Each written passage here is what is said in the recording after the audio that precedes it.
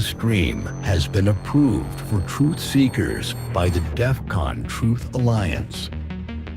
If the opinion that's coming out needs people to be silenced, it's a psyop. There are psychological operations in play. So if you can't question it, if you're supposed to just go along, it's a psyop. Yeah, and if people have to be silenced or publicly shamed because of their information, and they're not telling people the sky's falling, they're not saying crazy shit. Mm-hmm. They're just saying basic stuff, and they need to be silenced. That is a psyop. There's a war out there, old friend. A world war. And it's not about who's got the most bullets. It's about who controls the information. What we see and hear, how we work, what we think. It's all about the information.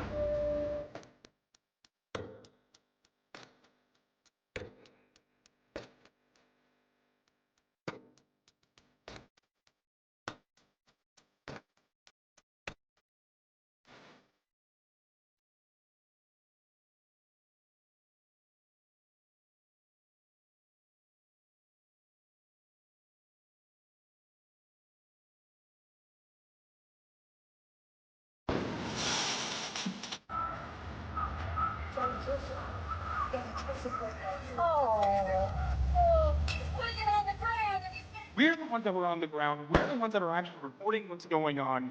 Control said all units to clear out from there. We're not sending anybody over to that location.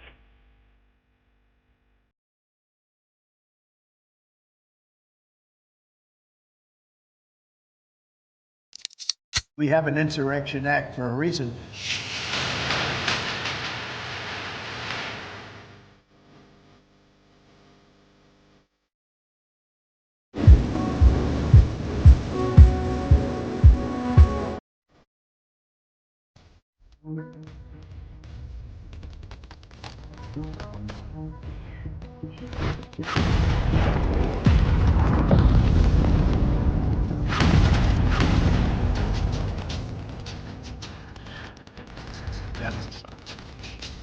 That guy can't win. It's a morality tale.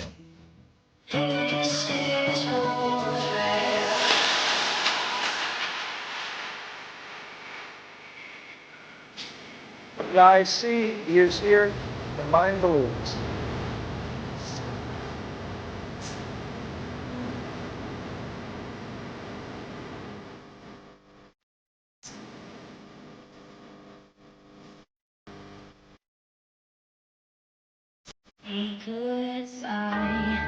You can run, but you can't hide. It's gotta be biblical. One by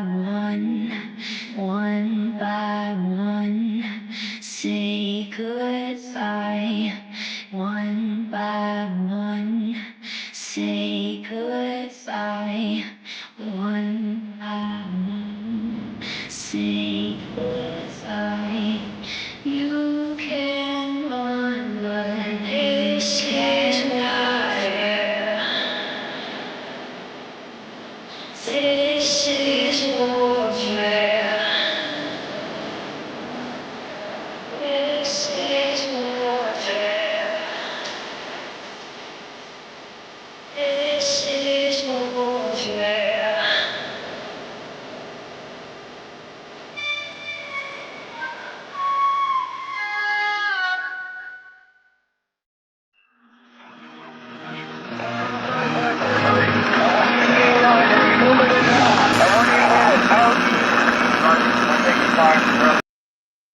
What's up, my What's brother? up, Alpha Warrior?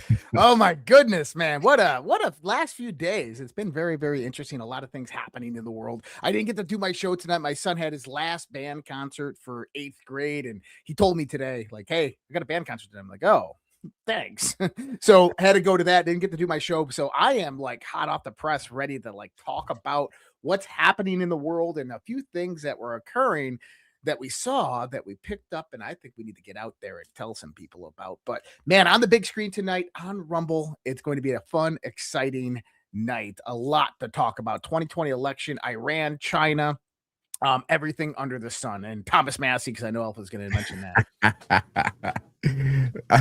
You know the TV show the Office, where he's running around and he's like, dude, that has been social media all day with, and it's on both sides. It's the people I align with that have been calling Thomas Massie a dirtbag. They're all excited. The people that are like, no, he's not, he's a good person, you shouldn't say those things. It's like, it's just, I've been very childish in the information warfare today. I'm not even gonna hide it, man. I've been calling them all out, trying to trigger them all. But I did find something interesting, and we'll get into it when we talk. Just to give everybody a little teaser, a lot of conversation surrounding Thomas Massie going to South Africa with alleged woman. And I went back to look at some of the accounts that have attacked me, the bot accounts from Thomas Massie. Because I screenshot all them. You know how I keep that folder of all the bots to document the networking. You know where a lot of them are housed out of? South Africa. South Africa. That's interesting. Very interesting. You got Thomas Massie, which is obviously falling off the cliff right now. There's no way he's winning re-election. And then Marjorie Taylor Greene saying, I love America, America first all the way. I'm moving to Costa Rica in a $5 million house that I took from all my people who donated to me over the years. And now I'm a Democrat. And last time I checked, I know some of the audience can fact check this, but Costa Rica doesn't extradite to the United States. They don't, but they got a new president, by the way, who is a big fan of Trump, and she's working with the El Salvadorian president to clean up Costa Rica. So very interesting there. So maybe we just go do a military operation where we just snatch people like we did Maduro. We got some people in our stage right now. They're going to come up here for a few minutes that I'm pretty pumped up about. I'll let you do the intro. Yeah. So, a few weeks ago we had Kurt and Kristen on, and that was on our Sunday show, I believe. It was on our Sunday show. And they're from a company called Pet Club 247. And Badlands family had an overwhelming response with this. And number one, I know they want to say thank you, but also I think that a lot of people are been taking this and have been showing massive results. And we love to hear testimonials. So we're going to bring Kurt and Kristen up with Pet Club. What's up, guys? How we doing? Hey, we're great. How are you? Oh, goodness. Oh, scooch it. I'm fired the F up after watching that introduction, man. That's amazing. Oh, it's going to be a bomb show. It's going to be good. I mean, this is the show that we talk about it all, and we put it all together. And that's the one gift that God has given Alpha and me. But man, listen, I'll tell you, I'm pumped up because I took a clarity about 25 minutes ago. And I'll tell you, for everybody out there, I've been taking the Coriolis Fresh Color for a while now. But I've been just starting to take the clarity and the restore. And I've been nonstop working in my yard from 9 a.m. till 5 p.m. every day for the last 5 days since I've been taking this. I don't know. It's weird. So when your body starts to get healthy, right? You have to kind of acclimate to what that schedule is, because I've always operated under I got to be in bed by this time because I got to be up at this time, because if not, I'm exhausted. Right. And you guys know I've been on the regiment for quite some time now, and it's like, man, it's late. I know I should go to sleep, but I'm not tired. But it's not like that. Oh my God, no, it's just like I'm not tired. It's sustainable. And then I'm always concerned. Well, I'm gonna wake up in the morning. If I don't make myself go to sleep, I'm gonna be exhausted. And I wake up in the morning, I'm ready to go. I'm like, let's go. So, But but I know you guys have a few testimonials to talk to us about, because I mean, listen, this product, I've been with you guys for multiple years now, and it's the longest lasting sponsor I've ever had. And the products are just phenomenal. I'm always getting testimonials from my audience. So feel free to tell the great people of Badlands what this is all about. Well, first and foremost, just so that everybody knows, if you don't mind, I'll share the backstory real quick before Kristen shares some testimonials, for maybe the viewers don't know about us. But our company, we've been around, over really selling our product for over 28 years. And it started with one of our founders who his mother was experiencing an issue in her lung. She was attending Sloan Kettering in New York. They did everything medically they could for her, metastasized, and it came down to just giving her a couple of months to live. And so of course, he was informing friends and family of her circumstances. His cousin in Japan, who was in the medical arena, reached out and said, look, we've got something. We got a proprietary way we extract it. It's just a mushroom. I want to send it to you, and let's just see if this might help her out in any way. And so she started taking it. After about a month, she noticed quite a considerable difference in the way she was feeling. Month 2, more improvement. Month 3, felt as if the issue wasn't there. And she goes back to Sloan Kettering 4.5 months after they sent her home. They were just flabbergasted to even see her there. They ran labs and found that issue was no longer there. And so they wanted to know everything about it. And he was able to supply that to them. And that's where the first clinical study started in the US. Now it's been studied by MD Anderson, American Cancer Society, Loma Linda, Harvard, been published in the Library of Medicine many times. And what they concluded is that it modulates your immune system. It gets it working optimally again. And if we can get that right, it's capable of resolving any issue we could be dealing with, from the smallest of things to the most catastrophic. The crazy thing about this is it doesn't interact with any medications. You can't overdose. You can't get addicted. You can't take too much. No side effects. It's just a mushroom. It's like eating a mushroom on a salad. It's a whole food. Yeah. Right.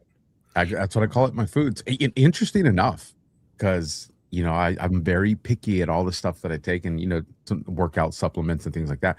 One of the things that I noticed, and this was a couple months ago, and this was some of the quality workout supplements, and flip it around. You got to look at the ingredients, right? Want to make sure it doesn't have sugar. Don't want to make sure it has that bad stuff. And I'm seeing things like, hey, this is a workout stuff. Why are you putting lion's mane in it? And then I'll go find something else. And you're seeing that these other companies are trying to put a little bit of this stuff in it because they know. They know. Yeah. And you don't have to get a little bit of it. You can get a lot.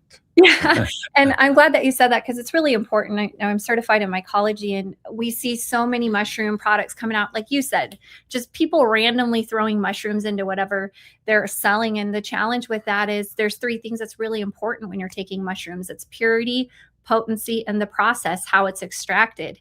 And so you want to make sure that you're getting the most pure form of the mushroom, that it's very potent, and that they've perfected the extraction process like we have. And that's why we actually create almost a pharmaceutical grade extract. That's how pure and potent it is. And that's why so many people in this community are experiencing what they're experiencing. And we're getting all these testimonials coming in left and right. We had a lady named Dale who her cat, the vet had said that her cat had cancer, and she didn't think that was right. And she took the cat to like a holistic veterinarian instead. And they said, oh, this isn't cancer. This is actually metal toxicity. It had been exposed to metal, and metal gets stuck in your system and can't get out. And so we have this little handmade gravy called the special sauce that has that mushroom Kurt was talking about. We have it for dogs and cats. And so she started giving her cat this special sauce, just mixing it in with his food every day. And within a month, the cat was just back to normal. And it's not a cure or a treatment for anything. Again, this is just whole foods. But what it's doing is it's supporting the systems of the body. It's supporting the immune system.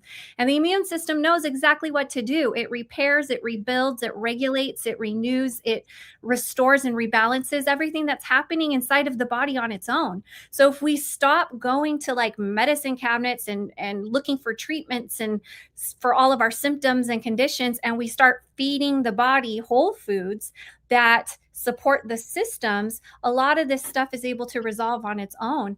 And these mushrooms truly nourish our bodies and our pets' bodies in ways that no other food can.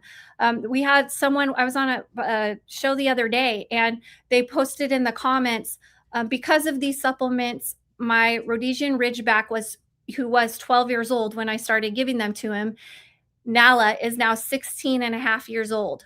So 4.5 more years doing well. We had another one that said, hey, I had borderline high A1C for years, and I started taking the Enforce Plus, which is that same Coriolis versicolor mushroom plus a little bit of reishi mushroom, which is really good for adrenal support.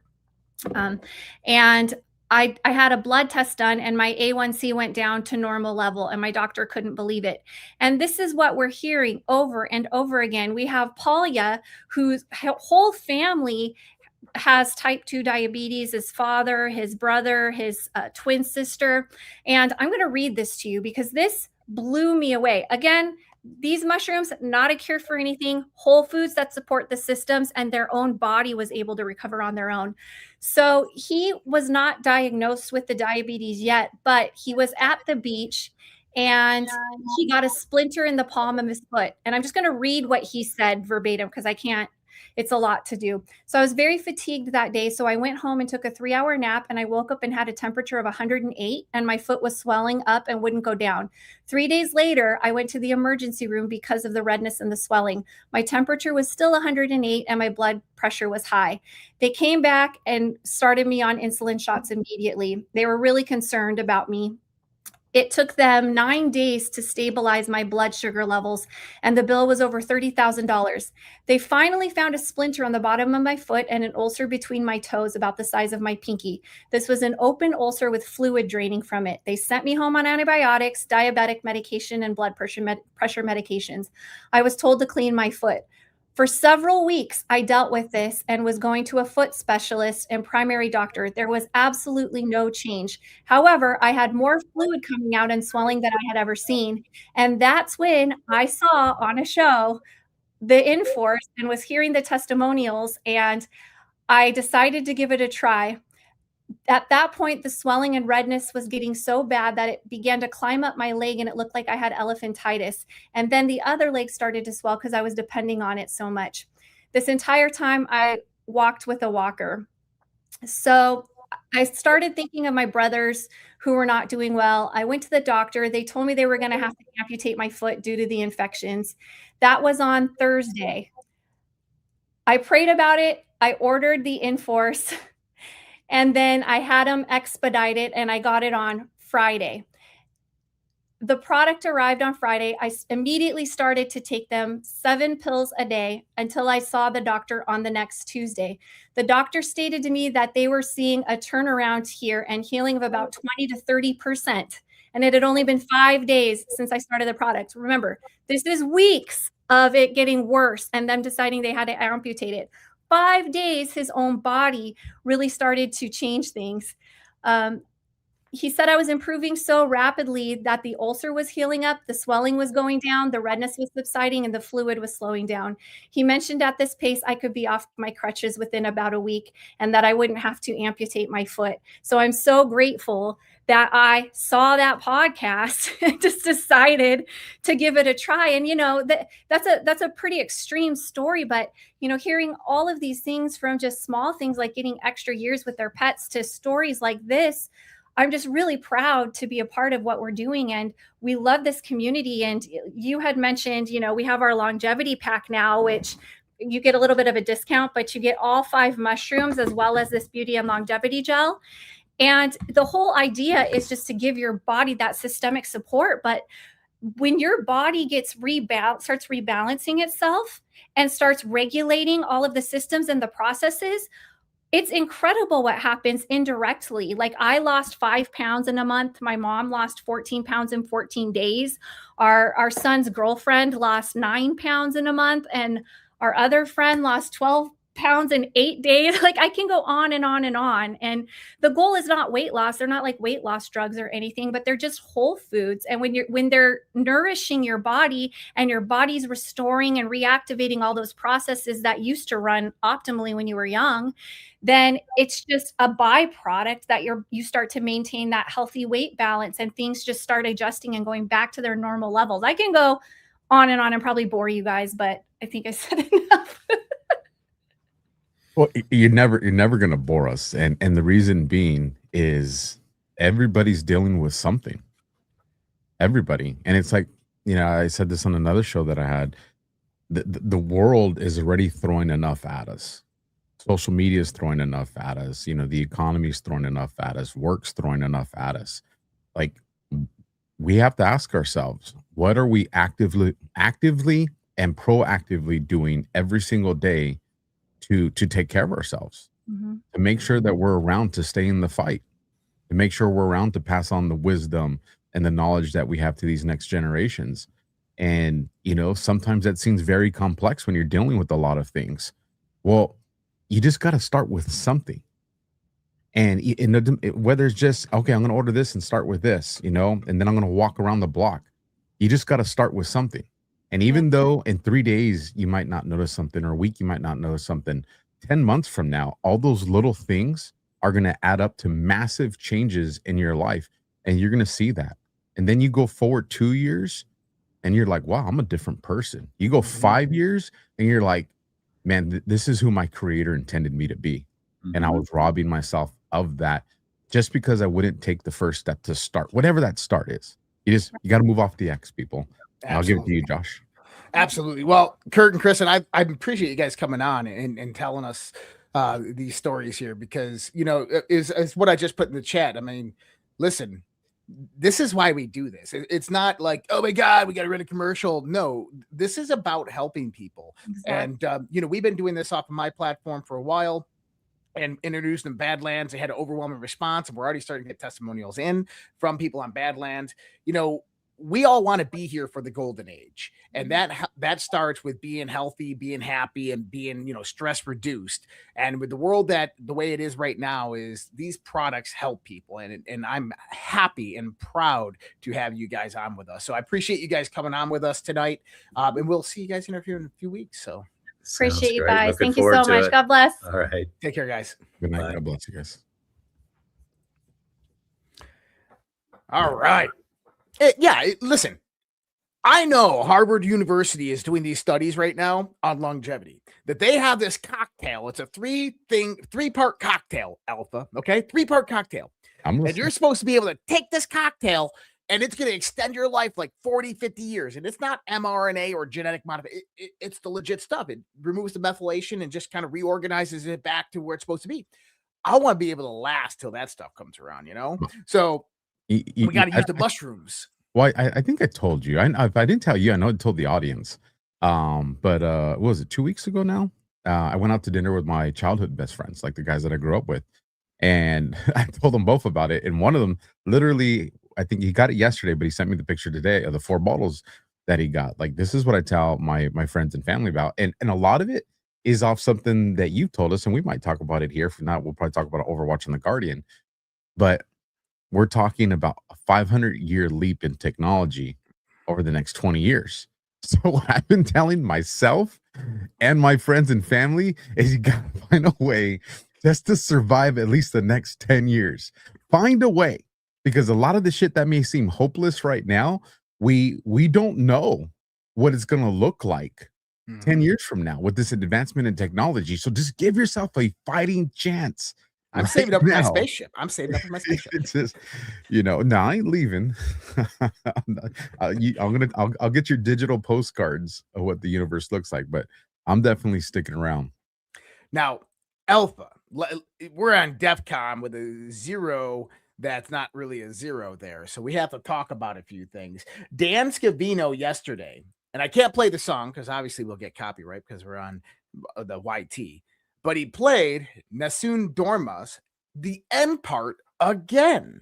Now, this one was interesting because Before you get into that, because I have something that's going to supplement it, but let me get to one of our Badlands ads that we have right here, because they're important. You can keep it on the screen because this is an overlay anyways. But you guys remember patriotprotect.com/DEFCON.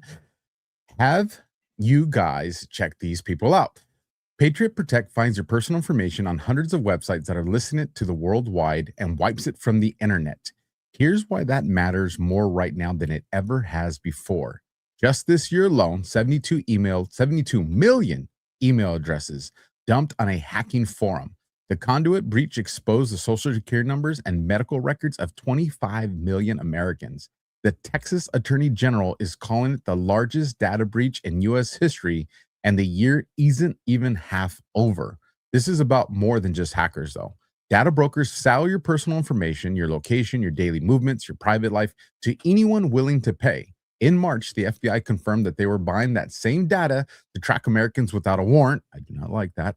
And that same month, the FBI's own surveillance system was breached. The Justice Department called it a major incident.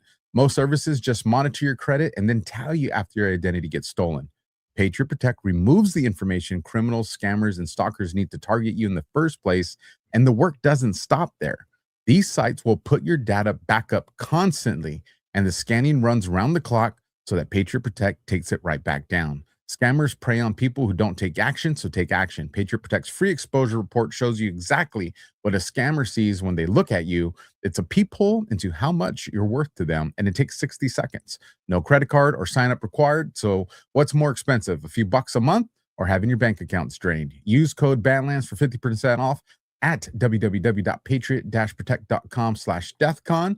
Your data is already out there. Take it back. And if you want to know more a little bit about this company, go and check out episode 2 of America First Stories right here on Badlands Media. Now, with this, Josh, that you're talking about with the Anessa, you know that plays into, well, here, go ahead, and I'll tell you about a Delta that's out here today. Well, I had the Delta up, so I actually had the 802 Delta. I had the 802 Delta up, and I love this one because you go in here. And February 21st, 802, Patriot, a person who loves, supports, and defends his or her country and interests with devotion, a person who regards himself or herself as a defender, especially in individual rights, against presumed interference by the federal government. Traitor, a person who betrays another, a cause, or any trust, a person who commits treason by betraying his or her country. Now, this is really, really interesting because Trump at the same time, throughout yesterday, insinuations and hinting towards Barack Obama. Barack Obama should be arrested. And we're seeing all of this coming up with Barack Obama tonight. I'm going to talk about it a little bit. What happened last week? Barack Obama then meeting with Mark Carney, with Alex Soros in Canada. This is very, very important. And now the conversation's coming back up about Barack Obama. So really, really interesting. This is the one that I wanted to show you. Let me bring it up. And it's the last sentence that I love. Let me make it a little bit bigger so everybody else can see as well. It's 3334. It's from today, May 12th. It says, attempts by dams, fake news, and those guilty of treason to shape the public narrative by providing falsehoods will fail truth to light. But then again, this is the part that I love. No sleep in D.C. Nasum Dorma is none shall sleep. Bro, is that we're supposed to just say it's a coincidence? No, there's no such thing. I mean, and then you also have on the same day, May 12th, you have all the information coming out about James Comey. Donald Trump has asked a question yesterday about James Comey. If you're given a chance, if he's put in jail, would you let him out? And he's like, yeah, he's a dirty cop. And you also have on the my favorite post, by the way, on the boards is Boomtime Baker. So yesterday was Boomtime Baker's Delta. And people don't know this is the Moab incoming on James Comey, Boomtime Baker. And you know, I think that these are very significant because there's another Delta, and I'm just going to read it. If America falls, the world falls. God bless our brave fighting men and women. They deserve the deepest gratitude through their strength and millions of united patriots around the world. We will succeed in this fight. Peace through strength. Now comes the pain. Now, I also want to signify something about that post. This is post 1350, May 12th, 2018. It says, peace through strength. Now comes the pain. Well, what is the motto of the DOW right now? Peace through strength. Peace through strength. Just wanted to put that out there. So finish the sentence. The DOW's motto is peace through strength. Now comes the pain. And we've kind of seen a lot of that actually occurring, right? You have I don't want to get too ahead of it if this is, I think, where you're going.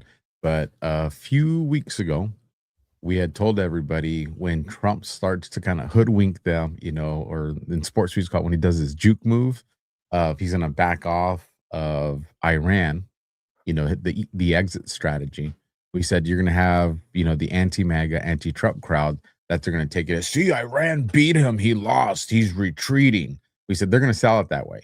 If he stays, they're going to say, oh, he's a tyrant. He's trying to start World War III. So they got narratives for whichever one he's going to do.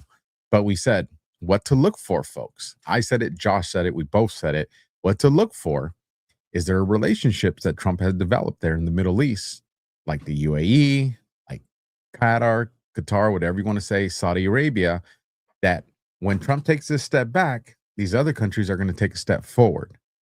And they're going to maintain that. And we have seen that over the last few days, especially in the last 12 hours with the UAE. Well, not only, I don't know if you saw the news earlier today. Now, by the way, I want to go back about a month ago. A month ago, I reminded people that in the Middle East, on the show, in the Middle East, that last year, Donald Trump did defense cooperation agreements and defense pacts with Qatar, UAE, Saudi Arabia, Bahrain, Kuwait, all of these countries last year. I think it was like a $300 billion defense contract for them. And I talked about this a few weeks ago, and I said, hey, this is because Donald Trump is going to move away from the kinetic impact in the Middle East. And what's going to happen, because Iran has shown their true colors, is that these countries are going to begin taking over. Now, last week, Trump approved I think it was a $60 billion arms package to Kuwait, Bahrain, Qatar, and UAE, and Israel. And what happened? We start finding that United Arab Emirates is actually bombing Iran. Not only that, is today it was announced that Saudi Arabia has been bombing Iran. So and there's multiple ways that this could go. Okay, this could go all to an all-out regional war amongst the various different Islamic nations in the Middle East. Which happens? The strait gets closed down. Nothing can go through. Oil infrastructure gets absolutely decimated. Now, Trump did something interesting this last week. He removed the federal gas tax. Did you see this? I heard about it. I didn't know if it was legit or not. Yeah. He removed the federal gas tax. If you go back right when this war started, one of the things I said is I bet you Donald Trump is going to bring about an executive order capping barrel per gas for domestic use in the United States of America to about $60 a barrel. But that's only if the Middle Eastern war begins to escalate and our component side moves away from the kinetic aspect of it. And this is where this is ramping up. You have Saudi Arabia, UAE now engaged in warfare with Iran. The United States really isn't doing much kinetic wise. They're just kind of instigating a lot of shit. But let me ask you this, is how much money is Donald Trump bringing into the United States of America right now by facilitating oil out of the Gulf of America? Billions. So if that situation did occur, what happens in the Middle East? It destabilizes. Why? Because those countries are going to go out and try to take out Iran, or at least the IRGC hardliners, because that's who you're negotiating with, is the IRGC hardliners. They do that. That disrupts the oil flow. Trump comes out an executive order, something of this nature, like reducing the federal tax on gas, which he just did the other day, comes out and caps domestic oil production at $60 a barrel, which brings the prices down domestically for oil and gas.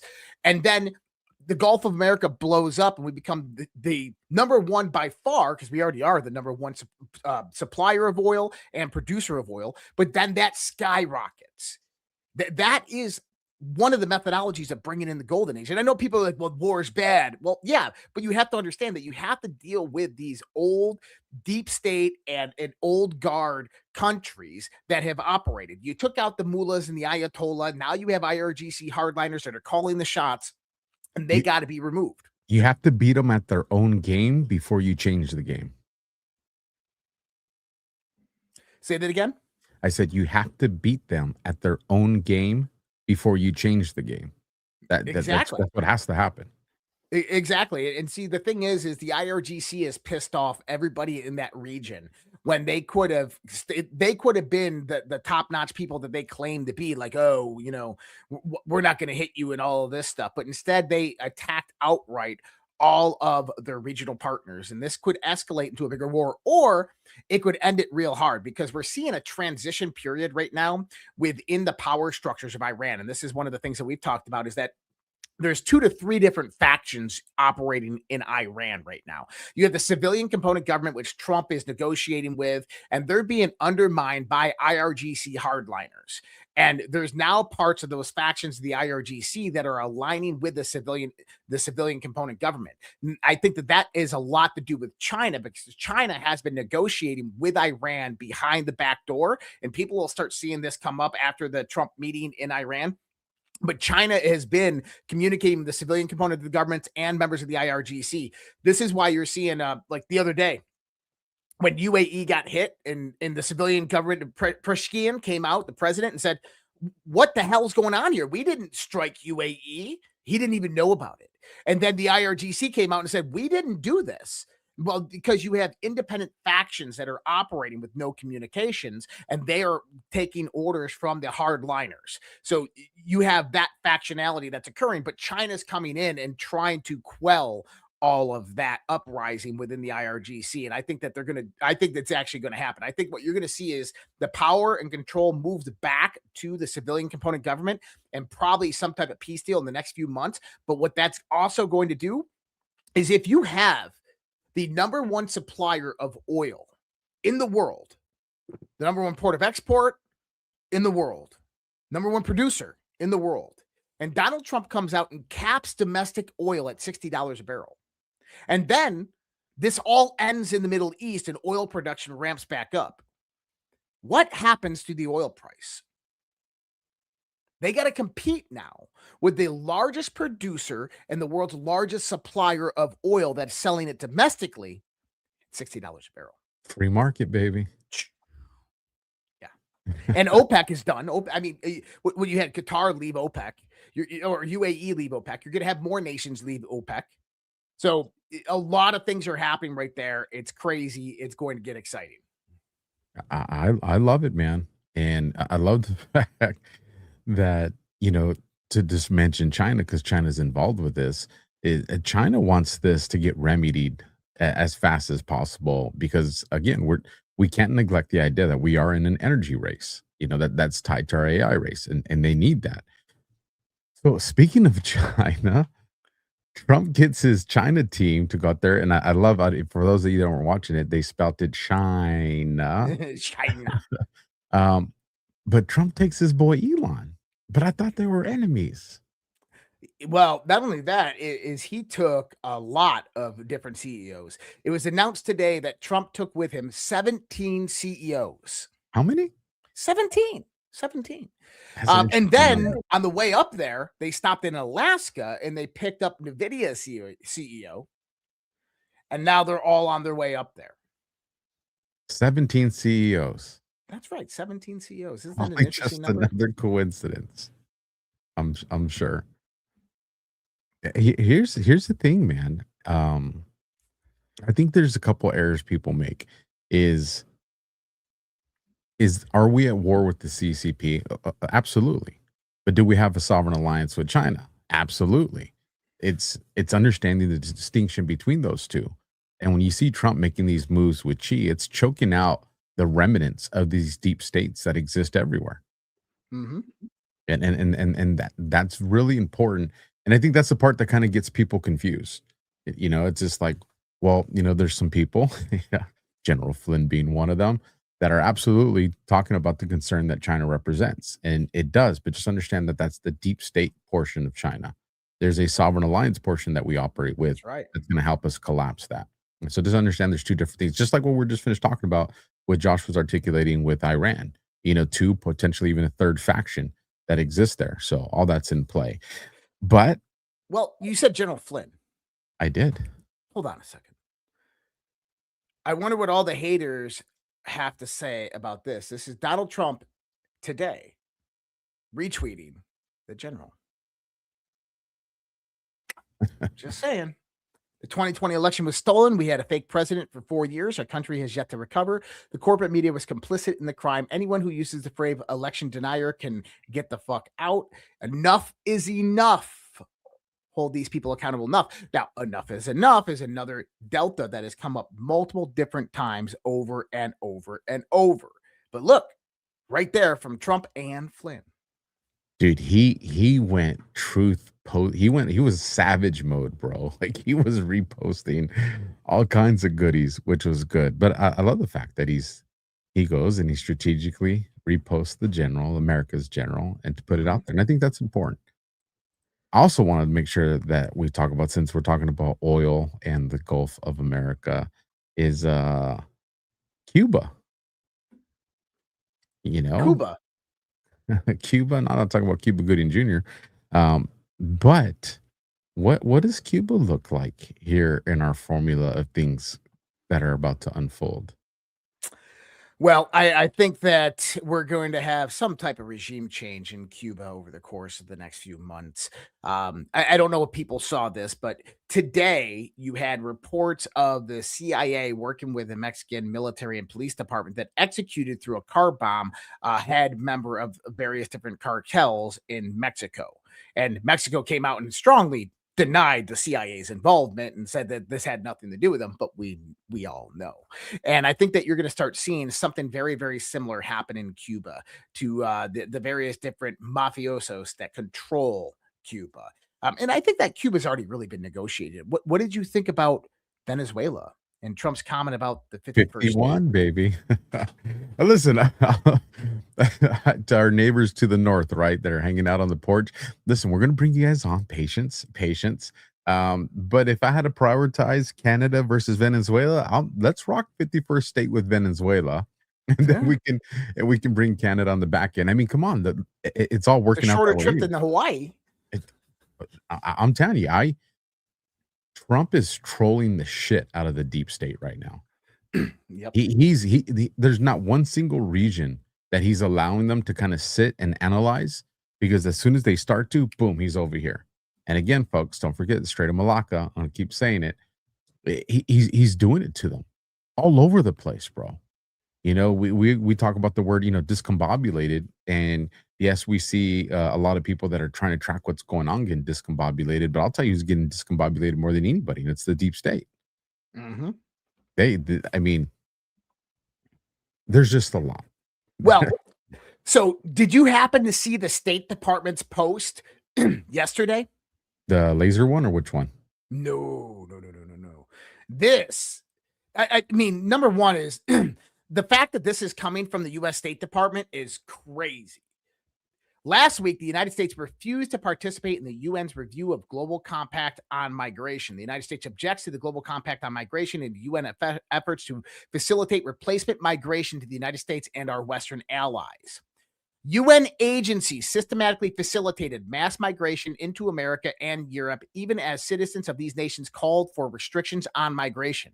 Now, the Global Compact's latest report urges nations to expand migration pathways and pursue regularization of migrants. UN agencies working with NGOs they fund established a migration corridor through Central America and to the U.S. border.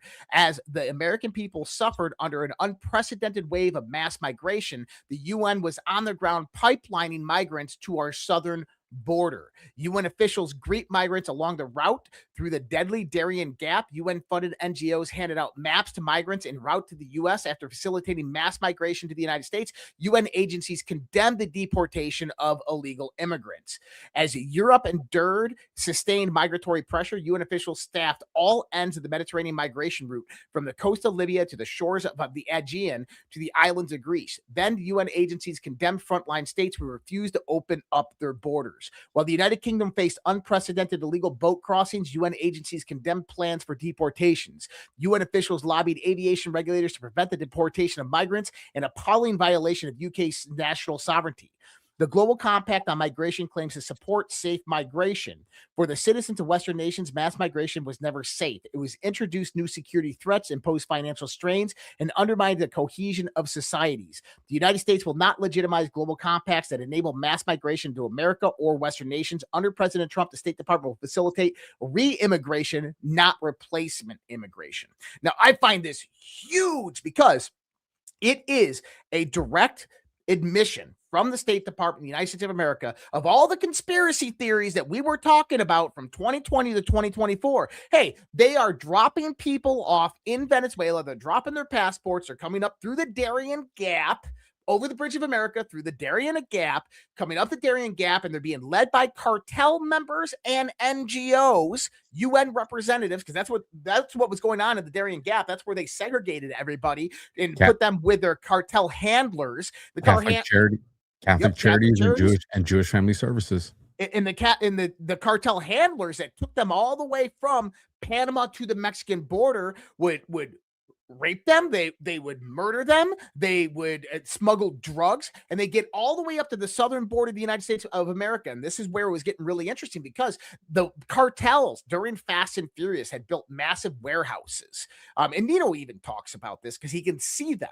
They built mass warehouses. Well, these mass warehouses were used as immigration processing centers. So the cartels would drop these people off at these immigration facilities. Now, they could just walk right over the border. Why would they stop? The reason they stopped, this gets good.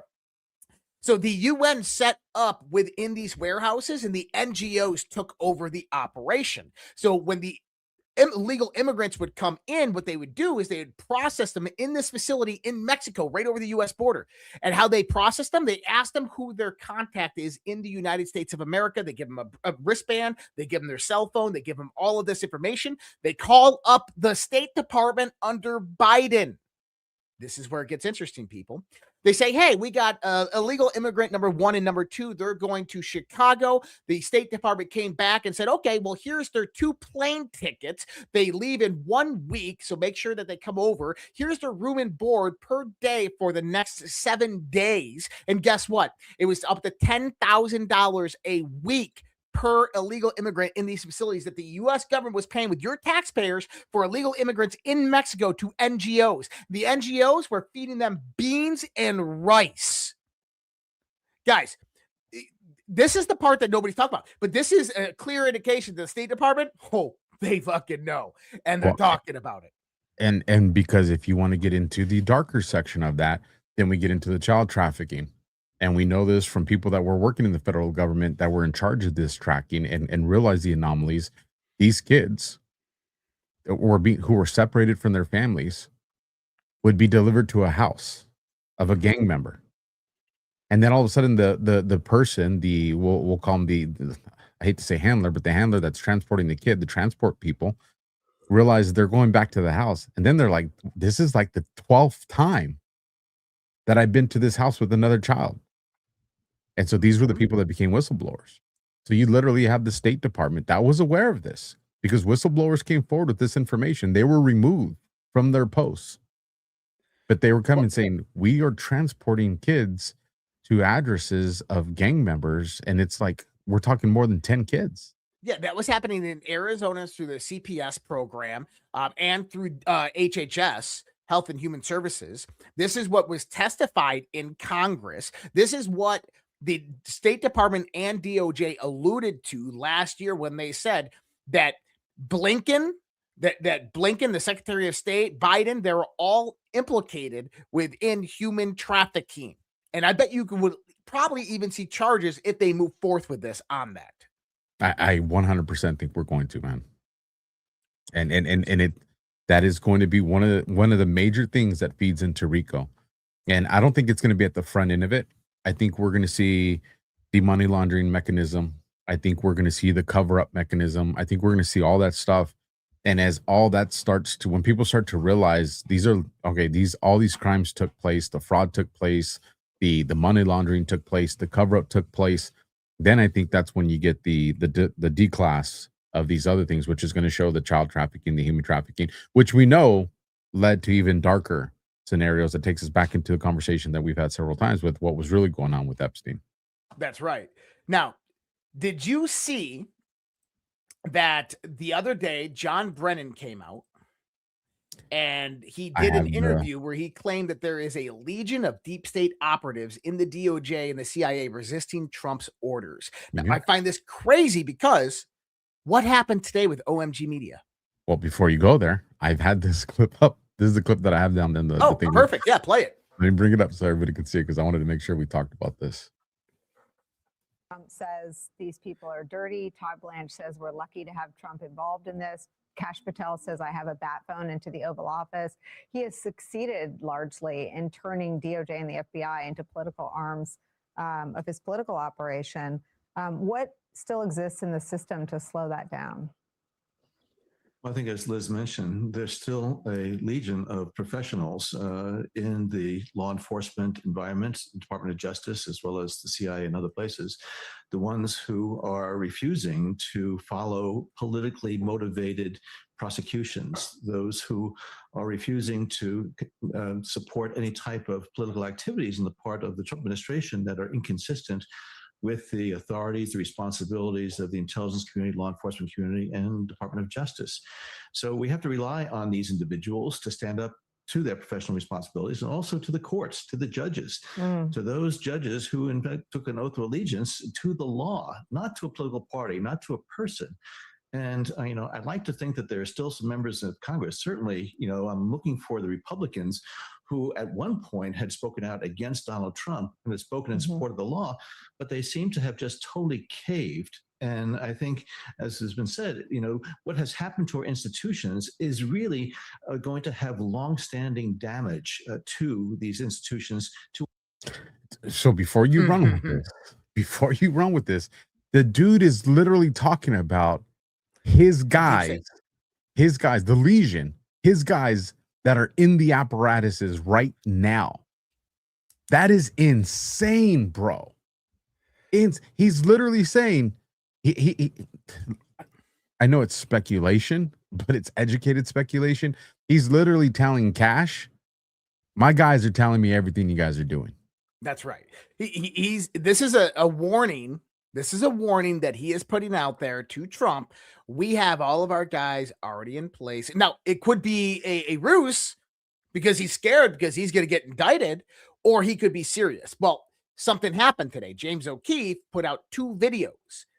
President Trump's special assistant on the White House Domestic Policy Council came out and admits that that they make decisions based on what feels like a good idea, and said there's no cost benefit, and says that basically Trump isn't even acknowledged in any of the decision makings, that Susie Wiles basically makes all the decisions. And both of them came out and said that we need to get rid of Trump. And they're both obviously on leave today, but that's just inside the White House. Okay. We're talking about 100,000 people in the DOJ, 100,000 people within the CIA. Well, what else did Cash come out and say this week? that there are reporters and journalists that are going to get depositioned. And here's the thing. If you're getting subpoenaed for a deposition, they already know it was a leak operation. And it's either you're going to cooperate or you're going to face charges. And you're seeing people that are arguing, well, this is, as a matter of fact, what's his name from the Seditious Sticks, Mark Kelly. Came out and said, oh, this is an attack on the First Amendment. They said, no, it's not, bro. When you're a senator when you're a senator who has a security clearance on the Intel committee, and you're getting the information on U.S. armaments and what we have and what we don't have, and you go on the news media, that's not the First Amendment. Hell no, that's not First Amendment. That's an issue of national security. And he knows it. It just, he knows that he's getting these passes because they're in the appeals process with the first charge that they try to dump on him, and that gives him these confidence. And that goes back to the statement Brennan just said with the judges and the attorney generals. These guys know. And that's why one of the big markers, and we just had that marker again this week, that I told people this was early to mid last year, is, well, when's the arrest? When are the arrests coming? I said, when you start to see judges get arrested, resign, investigated, or leave through some other means, then the arrests are coming, because they're taking control of the judicial side of everything that's happening. Well, that already happened in Virginia. I mean, you pointed this out a few weeks ago after the referendum vote in Virginia, and you were spot on. You said it was a setup. Why did they allow them to use mail-in ballots to steal the referendum vote? Midnight, 64,000 ballots came in, all yeses for the referendum. Why did they allow that to happen? It was a setup. They observed the whole damn thing. But not only that, is they already had everything in play. Why? The next day, a federal judge comes out and puts a stop on it, an injunction on the referendum. The attorney general files. The Virginia Supreme Court comes out and says, no, this is upheld. So what happens then? They appeal again. It goes to the Supreme Court. SCOTUS says, nope, not happening. So what happens now? The Attorney General goes out and then does it again, but to the wrong Supreme Court. In other words, the referendum is already done. It's already shut down. At the same time that week, the SCOTUS came out and they basically outlawed gerrymandering, which means that all of these states have to be redistricted. We're seeing Missouri, Alabama, Georgia, Florida, Texas, all, dude, I don't think people understand how much winning this actually is, how significant all of this is. That you want to talk about a red wave? That's a red tsunami. There it is. That's a tsunami, bro. I wish I had one of the somebody did an AI rendition of what the new maps will look like absent the gerrymandering, and I'm like, holy shit. So that's this, and people are like, well, you know, where's the accountability? Okay, since I gotta skip over the COVID stuff, but we're gonna go in. So Missouri Supreme Court obviously redistricting. South Carolina Supreme Court redistricting happening. Here's one for you. Michigan Dominion, game over. You have Trump reposting. Dominion forensic images confirmed beyond a shadow of a doubt that the anonymous user logged into the election management system remotely from Antrim Counties, Michigan on November 5th, 2020 and tampered with the database on the 2020 election. You have Dominion CEO under oath in a deposition stating that, yes, Serbia and Venezuela both had access to Dominion voting machines. You have Susie Wiles last week saying that you're going to probably come out and find out that Donald Trump actually won some of these states, right? Imagine if somehow DNI Tulsi Gabbard, who is running the task force on election integrity and investigating the 2020 election fraud, is able to connect this deposition to Coomer back to the backdoor access they discovered in the Puerto Rico's Dominion machines and in the Michigan's machines. It's going to be huge. So that's coming. And we said, guys, that's going to come right before the election. Probably in the summer time frame, you're going to see that come about when you're going to have that. And I've heard there's a few more election arrests that are going to come, but I don't think they're going to be very significant. How about this one? Democrat state assembly candidate kicked off the primary ballot after 90% of her 5,258 total signatures were invalidated by the city board of elections. She's Muslim. How about this one? The FBI is officially investigating the Wisconsin 2020 election. FBI has started an investigation of Wisconsin's 2020 election. Sources told the Milwaukee Journal Sentinel the investigation is only in a preliminary phase and is focused on vetting previous complaints. No ballots have been seized yet, as per sources. So imagine this, guys. Right now, you have grand jury that have subpoenaed and had the FBI raid in Fulton County, Georgia. You have FBI investigating Wisconsin 2020. You have the subpoenas that were issued to Maricopa County, probably the same grand jury as Georgia. And I'm assuming the one in Wisconsin is the same grand jury. Puerto Rico, Dominion machines were seized by Tulsi Gabbard last August. What's up next? Colorado, Pennsylvania, Minnesota, Michigan, New York are on deck. This is all going to begin to start rolling out. And what you're going to see is the grand conspiracy begin to form. Listen to this one. 1.8 million ghost votes identified across 353 counties in 29 states. 8 entire states have voter registration exceeding 100% of eligible voting age citizens statewide in the 2020 election. Alaska, Colorado, Maine, Maryland, Michigan, New Jersey, Rhode Island, Vermont. Voter rolls contain massive inaccuracies, including potential dead, moved, or ineligible registrants. Why was it so important for the Democrats to push the 2020 census to include all the illegal immigrants? Because that gives them a preliminary count of how many voter rolls that they're going to have and for the voting analytics that are used. So you have that. Ohio is facing mass calls for federal investigation at the county's second largest Somali hotbed. Okay. Franklin and Columbus are seeing massive Medicare fraud. So they import them for the votes and then they pay them off through all this fraud. But here's an interesting one, Alpha. You're going to love this one. Remember last week we talked about the Maine governor? I do. Remember Maine? So if people don't go, if you go back like 3 months ago, you're going to hear Alpha say, watch Maine. Down there. Guarantee it. Because we were waiting for this one. Maine governor a week and a half ago, dropped out of the race because she has no money. She's the incumbent. She's dropped out of the race. The White House announces that fraud czar J.P. Vance is headed to Maine in relation to fraud investigations. The state's Democrat Governor Janet Mills has been hiding data that could unveil massive fraud. We're just really good at guessing, Josh. Well, and this is the other part I want to say is this is all going to happen at the same, like people are like accountability. It is a choke point that it's coming to. Drip, drip, flood. We're not at flood yet, guys. Now this is interesting. So what do we got here? So, well, let me drop a Rumble ad because I know Jessica's working hard there in the back, and so she should throw me a little thumbs up. I'm looking at the screen too to see if it'll populate, and then we'll get this in there. There's a little delay, folks, so we're trying to figure out how to make this work. I'm thinking she sees it, maybe not. There it is. There we go. Time to go. All right, chat. Real talk. If you actually want to get our attention, there's now a clear line to it. Here's how it works. We are prioritizing rants sent through the Rumble wallet.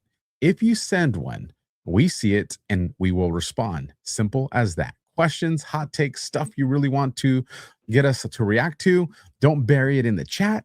Put it in a rant. Because let's be honest, regular chat flies by, but when you use the Rumble wallet, it cuts through everything. So here's the move. Download the Rumble wallet right now, scan the QR code that's on your screen, or hit the link. Setup is easy using MoonPay. You can use your debit or credit card or your existing bank account and then send your first rant. I'm going to start answering those first. And yeah, unlike other platforms, your support actually lands with us, not sliced up along the way. With the real value, you get direct interaction with us. This is basically the VIP lane. You want a shout out? You want a response? You want to trash us a little bit? You want me and Josh to actually engage with what you're saying? Use the Rumble wallet, send a rant. We are watching for them now. All right, go ahead and continue, brother. Okay. Now, if anybody's been listening to me for some time, one of the things I've said is that it's all interconnected, from Epstein to FISA-gate to Hillary Clinton's pay-for-play, the selling of SAP programs, to Fast and Furious, Benghazi, Uranium One, and then moving forward, you go into the 2016 Mueller investigation, Impeachment 1, Impeachment 2, the 2018 midterm elections, COVID-19, 2020 stolen election, assassination attempts, Mar-a-Lago raid. All of this is interrelated and interconnected. It's one grand conspiracy, as Alpha says, Rico. Okay, so what you're seeing right now is you're seeing various different indications all across the board of DOJ investigations. It all seems separate, but are really part of a grand conspiracy. What are we seeing? Well, you have the Senate that is doing an investigation into Hillary Clinton's pay-for-play. They are reopening that. The DOJ, they subpoenaed documents from that. They released those. The DOJ is now potentially even reopening that because of state secrets that were disclosed within Hillary Clinton's email file, specifically within the Wiener laptop. So that is one thing. So that's going backwards. Okay, now we're going into 2016. This is the 2016 to 2017 intelligence community assessment where the Fort Pierce grand jury is impaneled investigating John Brennan.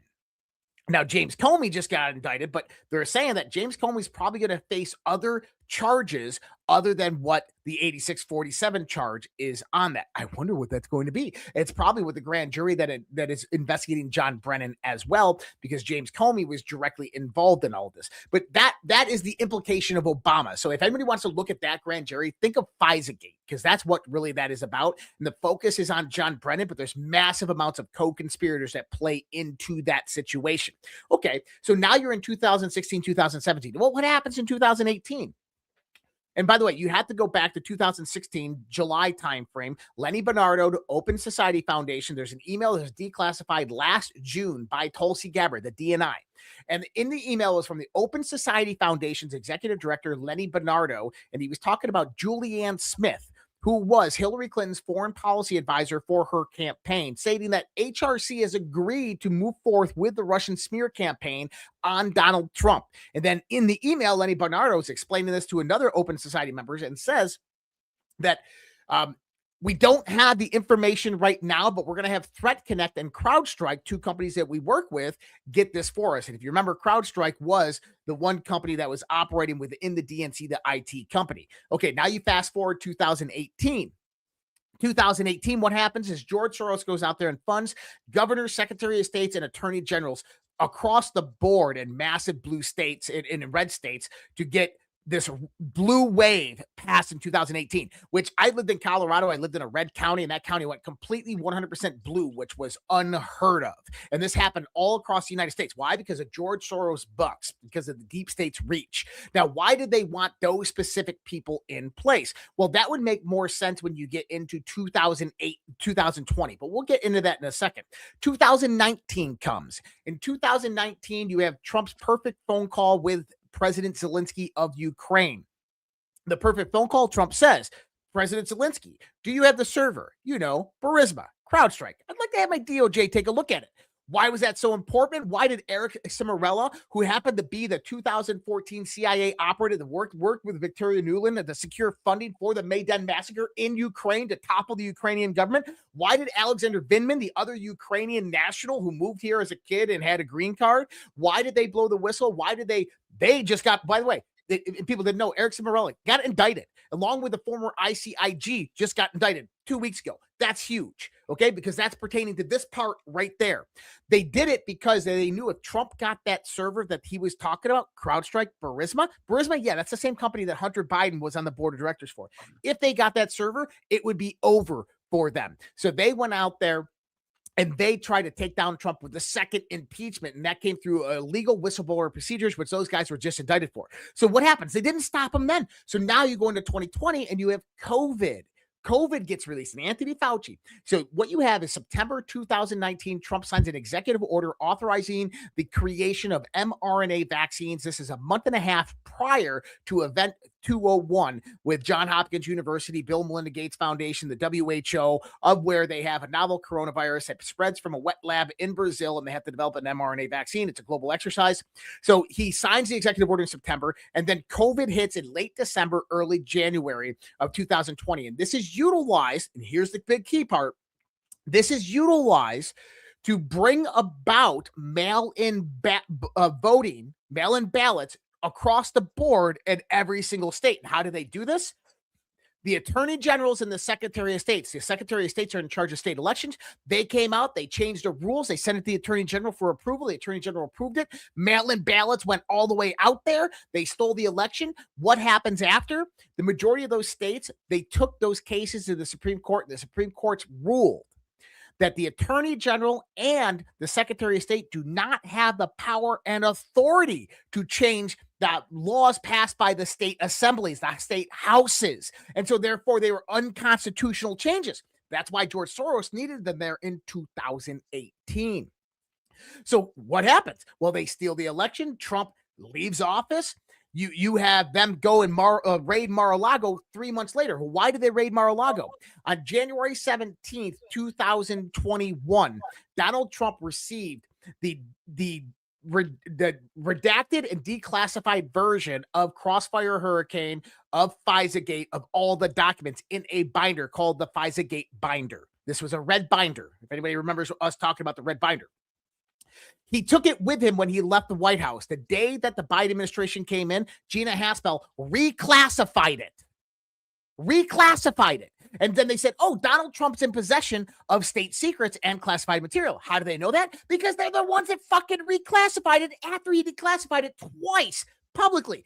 September 12th, 2020 and December 20th, 2020 on Twitter, the post, I hereby declassify all information pertaining to the Crossfire Hurricane, Crossfire Razor, and the Hillary Clinton email investigation. Same tweet, 2 different times. And they reclassified it almost like he knew it was going to happen. That caused the Mar-a-Lago raid, obviously, which produced a massive amount of lawsuits and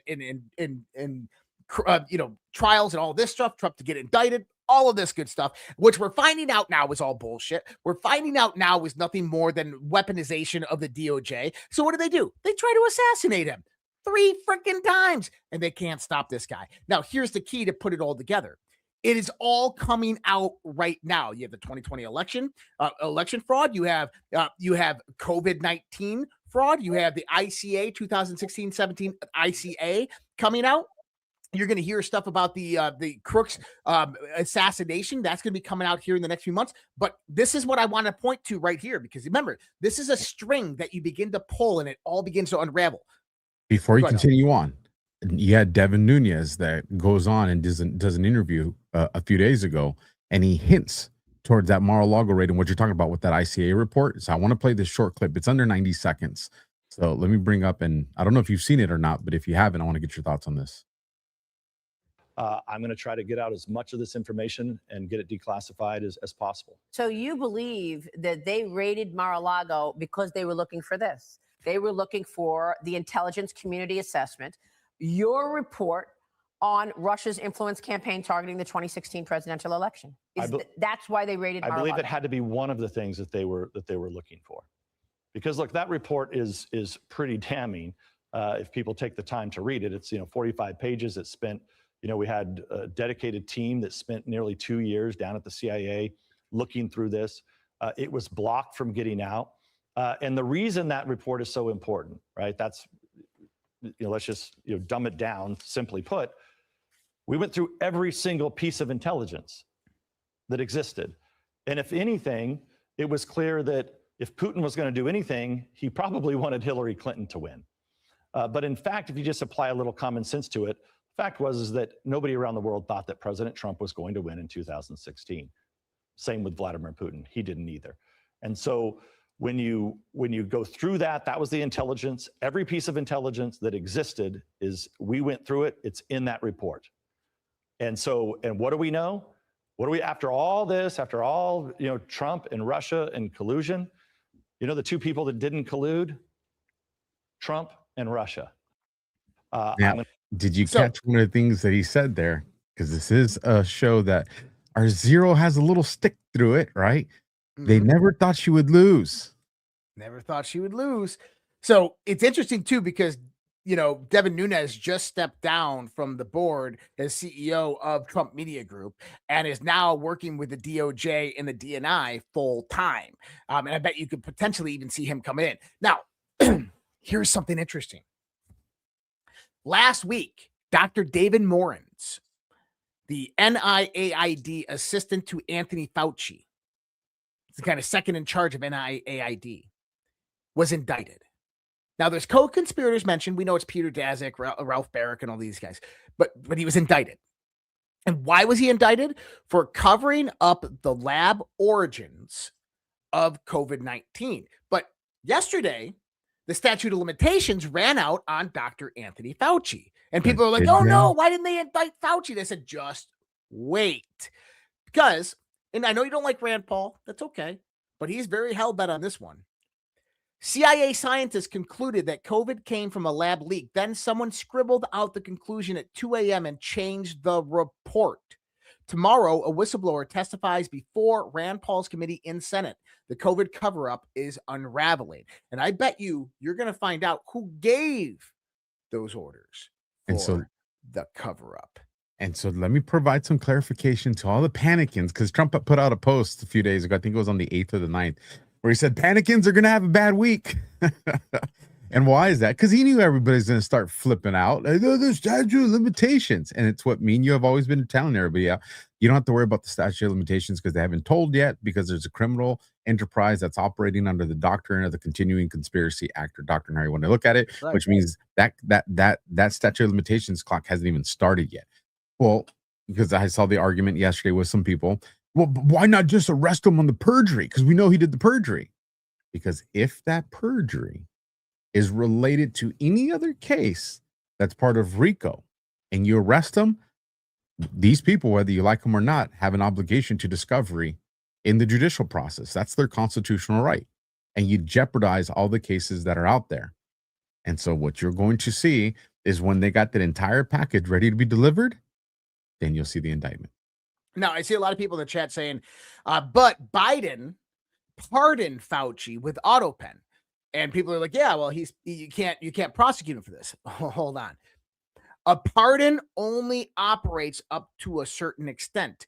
Once you get in treasonous sedition, treasonous conspiracy, that pardon no longer works. And what did I just describe to you for 10 minutes on my rant? That COVID-19 was absolutely a part of the plan. Therefore, the cover-up of COVID-19, the gain-of-function research that started. Why do you think that? And I want to put this, everybody. There's another part here. Why do you think Barack Obama in 2014 outlawed gain-of-function research in the United States of America? That just happened to be the same year that the CIA, Victoria Nuland, Eric Cibarella, and John Brennan overthrew the Ukrainian government. They overthrew Yanukovych and they put in Poroshenko. 2014. At the same time, they outlawed gain-of-function research. What we find is NIAID secures $2.3 million.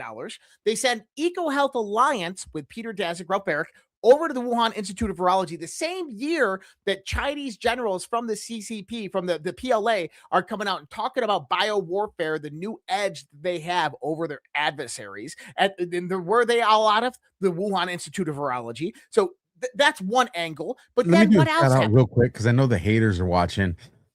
These guys are crazy. China doesn't represent a threat to us. For those of you that aren't aware, the mayor of Arcadia in Southern California just pled guilty to being a Chinese spy. Just so you guys know, a mayor of Arcadia. So next, go back to 2014. Why is this so important? Because the gain-of-function research didn't just split off to Wuhan Institute of Virology through NIAID. NIAID sponsored another program known as the Defense Threat Reduction Agency, the DTRA, under the Defense Intelligence Agency. Okay. And the NIAID is the one that operated the DTRA. What happens there? They hire a company known as Black & Veatch, which goes out and basically subcontracts a whole bunch of biowarfare work all throughout Europe and 56 other countries.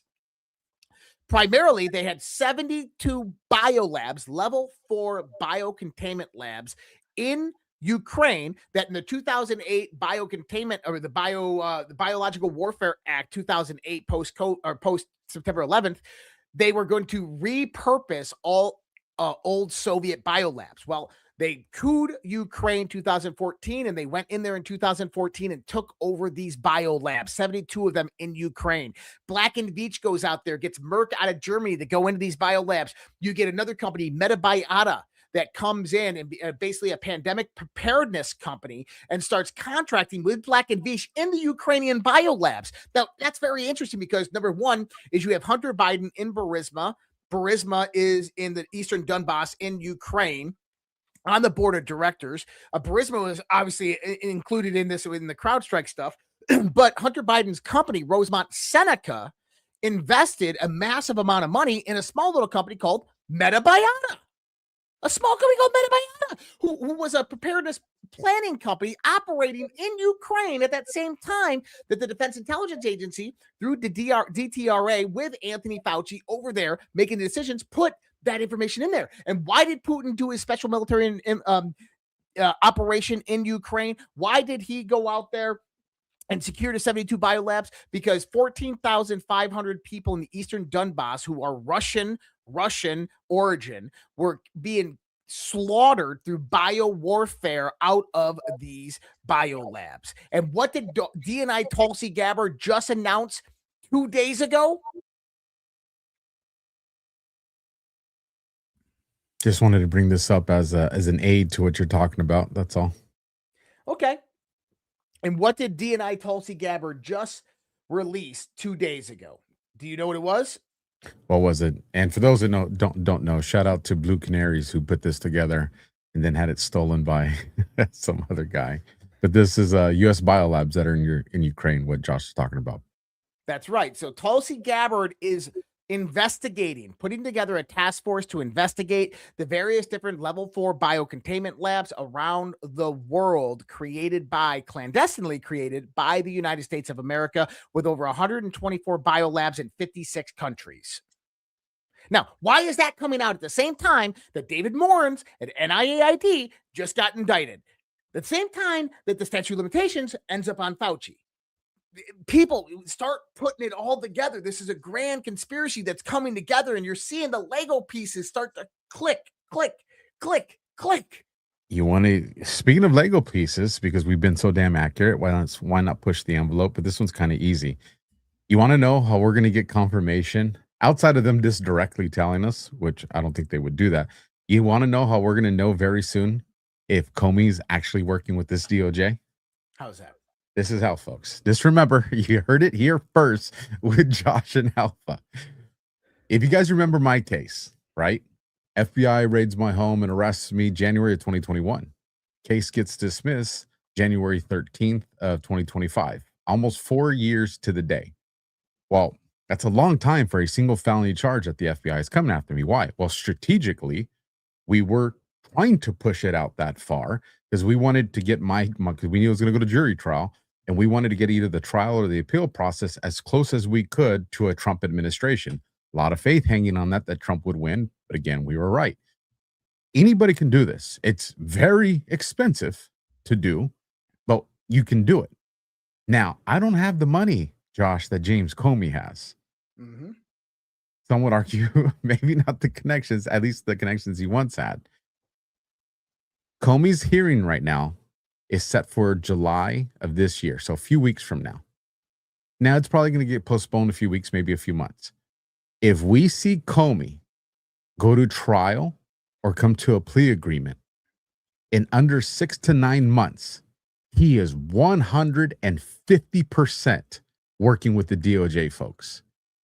Because at where this is happening, and this is why midterms has always been my red line for these indictments and all that, because I know how they can use this system the same way I did, use the system against itself.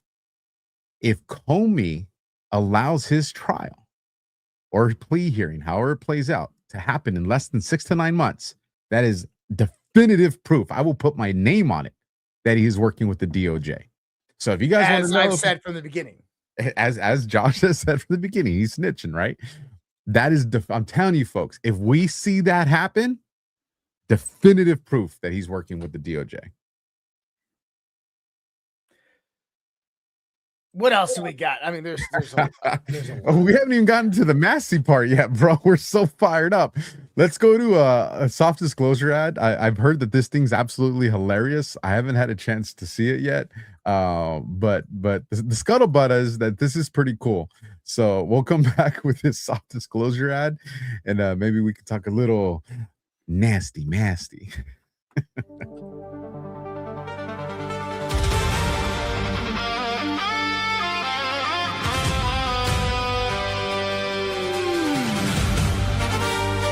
Today, we remember those who gave everything. And memory is never still. This Memorial Day! One hero, one mission to deliver softness to America!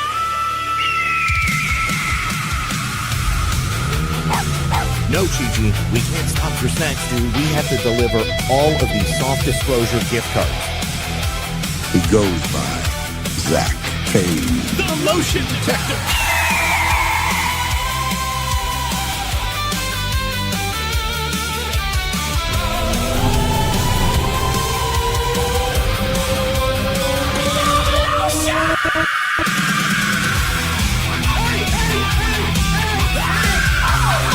Stop fighting over the beer brush.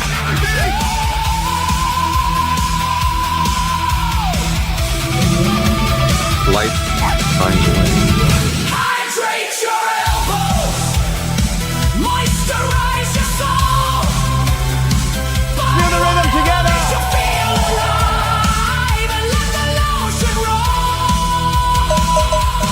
Soft disclosure, hear the cry.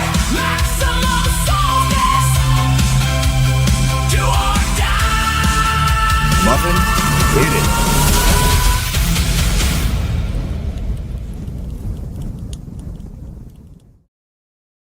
I love those commercials. Shout out the soft disclosure brush right here. If you guys don't know, you guys know I love these things. That was worth the hype. And you guys have been seeing me on my show, on these shows, putting this stuff on right here. This is that soft disclosure chapstick. This thing's big, folks. This thing's gonna last you forever. This thing is freaking awesome. Got a little dent there because I had it in my truck. And I got a use the little- coffee flavored moisture stick on my arms, and it's phenomenal. I love it. And then I use the beard oil every day. And I take the beard oil and I mix it in with a balm that I have for my beard, and I mix it in. It actually makes a really nice concoction, but it's awesome stuff. Go support Soft Disclosure. That's our own right there, folks. That's our own.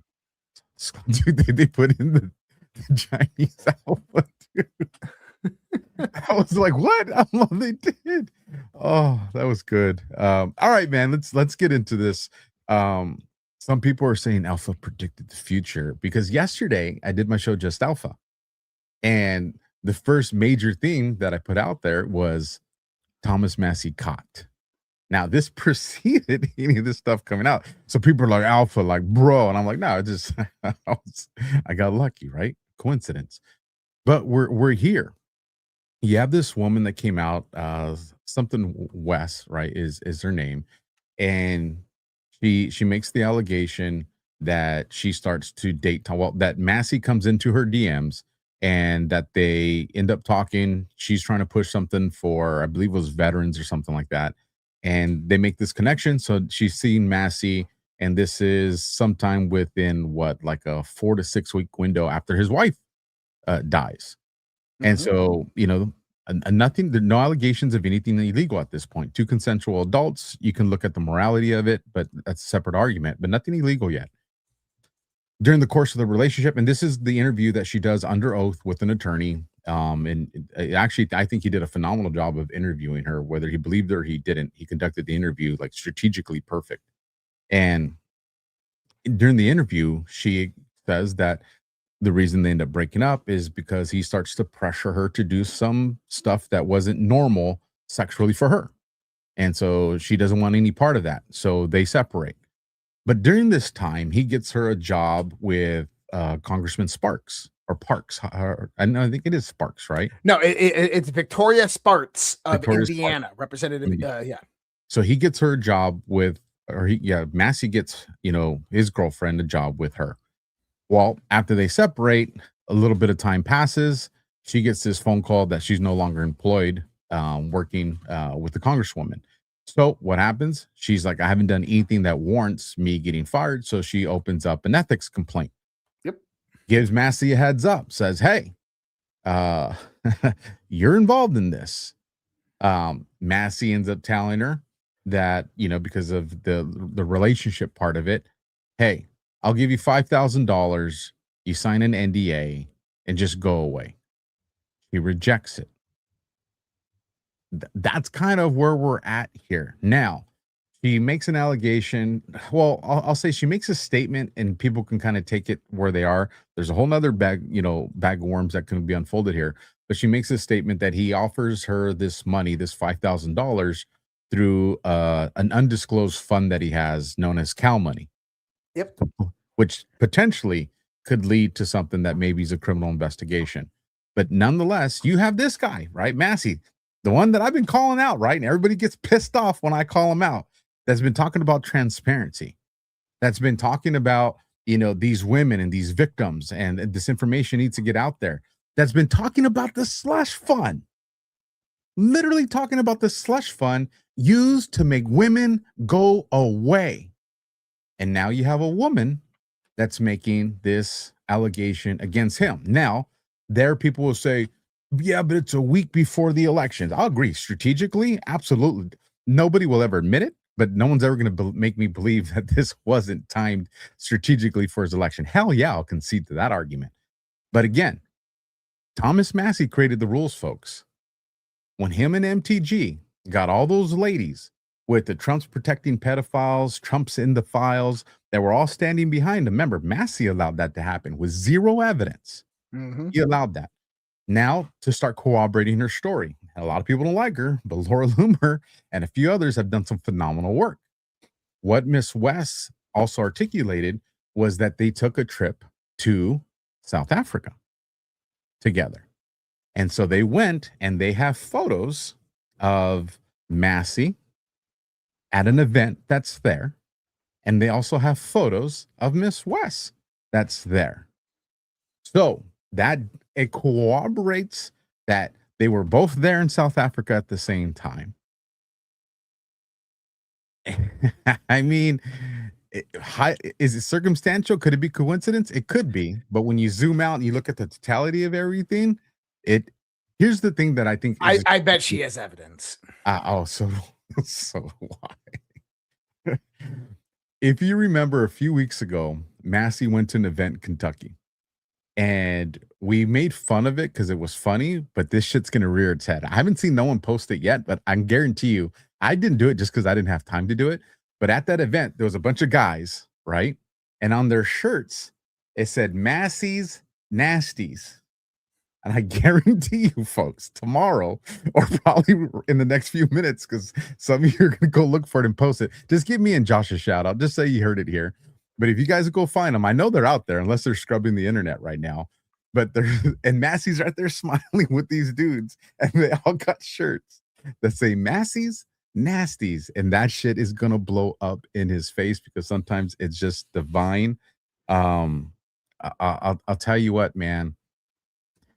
This is, again, outside of the money part, and outside of the part of getting her fired, because there can be some criminal element to that. The rest of this stuff is just optically very bad. It pushes back against the narrative and agenda that Massie and MTG were weaponizing against Trump.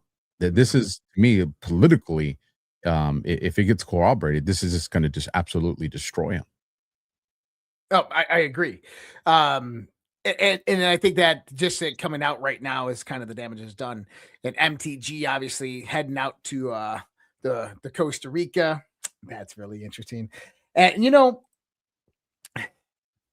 what we are witnessing here is like you got soft disclosure for Badlands, you got slow drip flood disclosure. That's what's happening, guys. It's all coming out. It's taking a long time because you have to build this entire portfolio.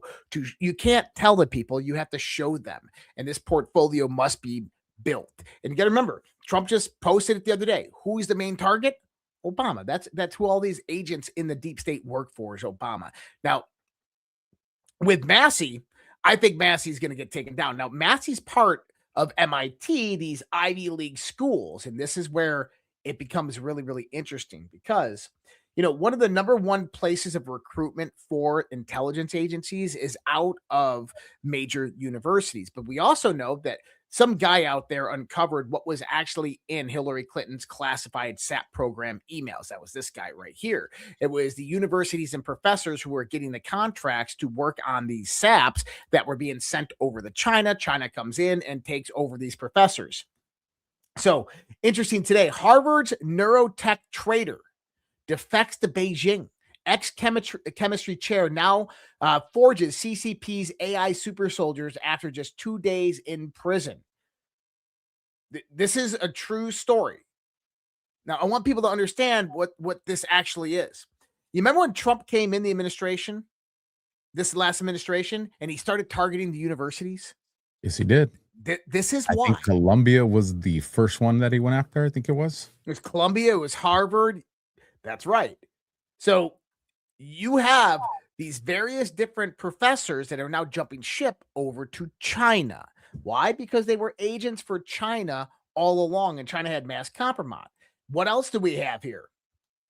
Let me read this for you. This is from our buddy MJ Truth, and I'll read this. We have a CCP problem. Boston Democrat Mayor Wu's campaign had ties to the CCP. California Democrat Senator Dianne Feinstein's personal driver and staffer of 20 years was a Chinese spy. Democrat Rep Eric Swalwell, which, by the way, was taken out by the White Hats, cheated on his wife and slept with a Chinese spy, Fang Fang. California Democrat mayor pleaded guilty to being a Chinese spy, so did her fiancé. New York Democrat Mayor Eric Adams' mayoral aide, Winnie Greco, under investigation as a Chinese spy. New York Democrat Governor Hochul's deputy chief of staff, Linda Sun, indicted on being a Chinese spy.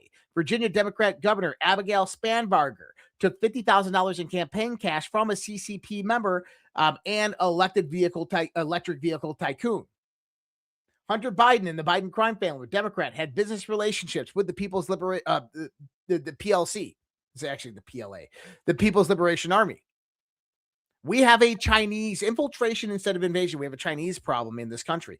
And I know people are like, oh my God, Israel controls this country. I'm telling you right now that China has more control in the context of this country politically than Israel. Israel might have influence over congressmen and senators of the compromise, and they might have some influence in the White House, but it's not to the extent that countries like China could do damage. China has a mass army sitting in the United States of America.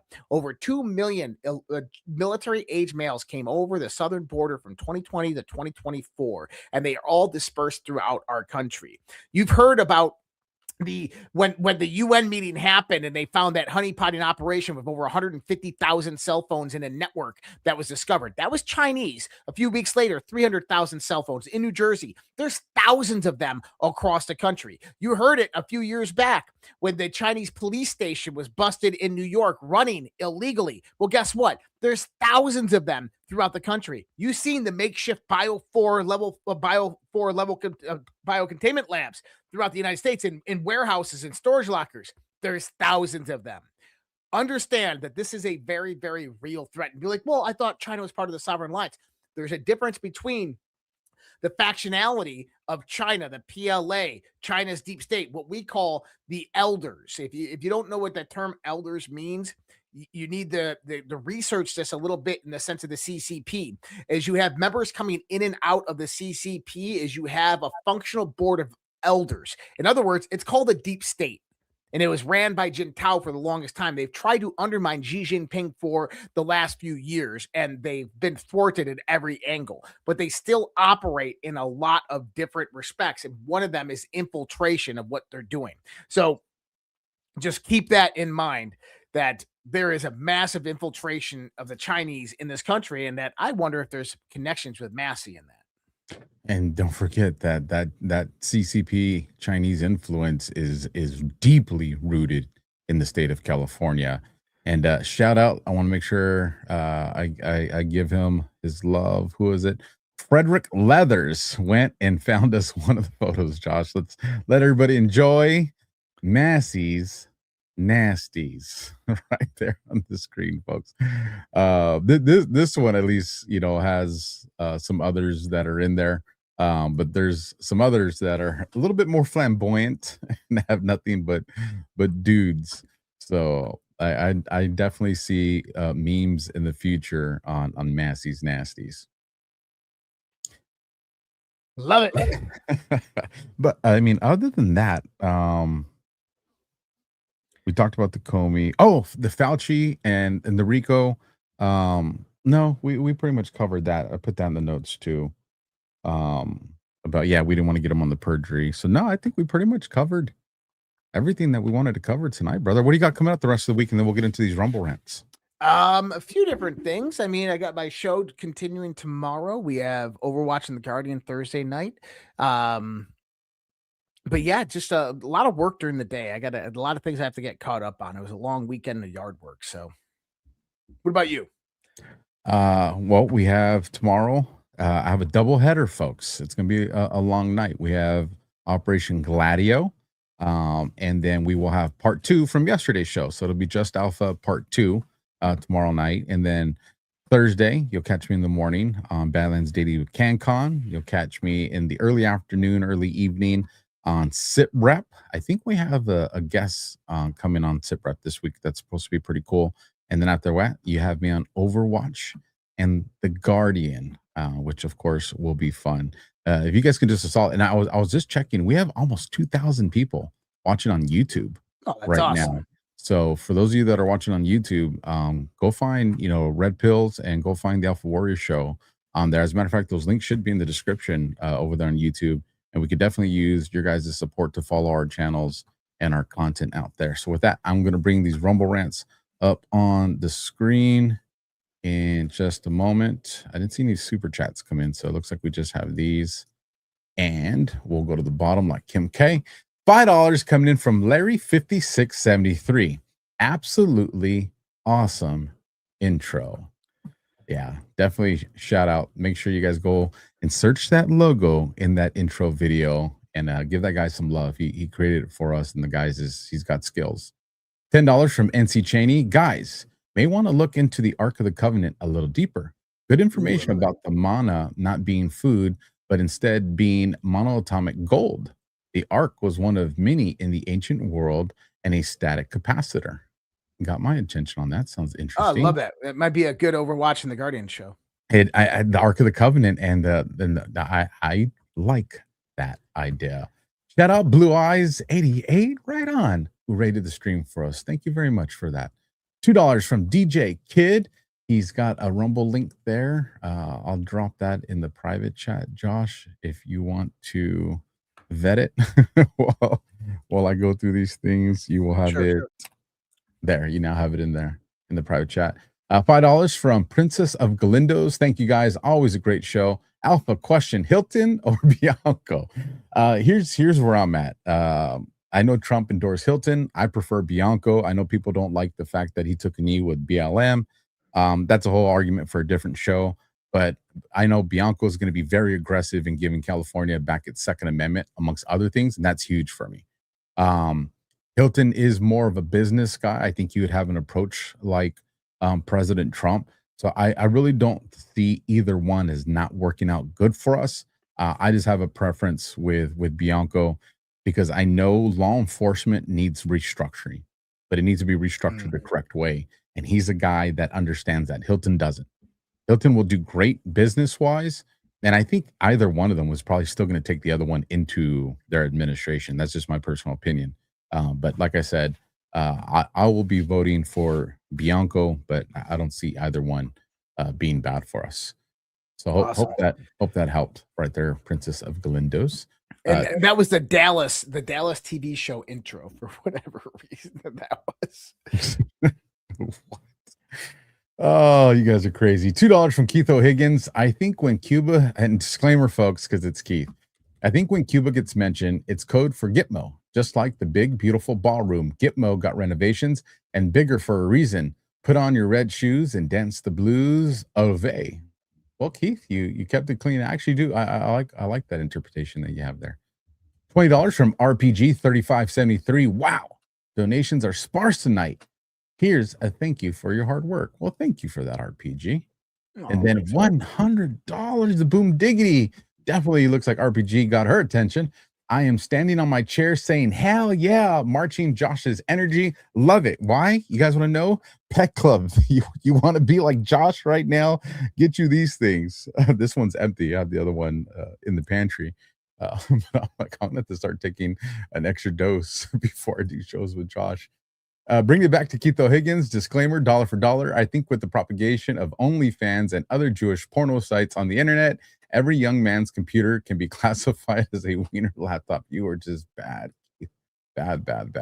$2 from Arnold Anon. 2,000 likes, and Josh and Alpha will shave their beards to make that moisture-less lotion lady happy. It's going to take a hell of a lot more than 2,000 likes. Y'all want us doing something like that. You guys get a show to hit like 1 million views or something like that, and I'll do some wild, crazy, stupid shit. But not 2,000 likes. Nice try, Arnold. Nice try.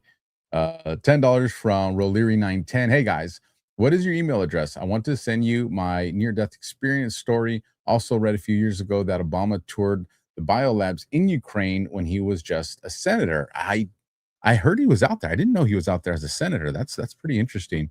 You can email me at thealphawarriorshow@protonmail.com. And Josh? redpillstv@gmail.com. And about Barack Obama, he was just up in Canada last week. We're going to talk about that later this week. So just keep that in mind because that's pretty huge, but that's another hour discussion. Barry's in a lot of trouble. $5 from Jen Hud. Great show as always, guys. Do you think the deep state is trying evil again through the hantavirus? Seems like a stupid move for them. A lot of different takes on the hantavirus. If you guys have looked up the meaning that's been circulating out there, and we can go on. The short version of it, I think the vast majority of people are not falling for a virus pandemic again. Vast majority of people aren't. So then why push it? Because it allowed the conversations of what happened, the way Trump handled this back in 2019 and 2020 to resurface. It allows people to start weaponizing that argument against President Trump. This is the way we've seen. He didn't arrest Fauci. Fauci's getting away with it. Look, it allows the conversation to get weaponized against President Trump. Well, and also it's the go nuclear option. It's the scorched earth option. Is they understand that Donald Trump has dismantled the old guard infrastructure, that they're crumbling. If he continues, they're going to be decimated.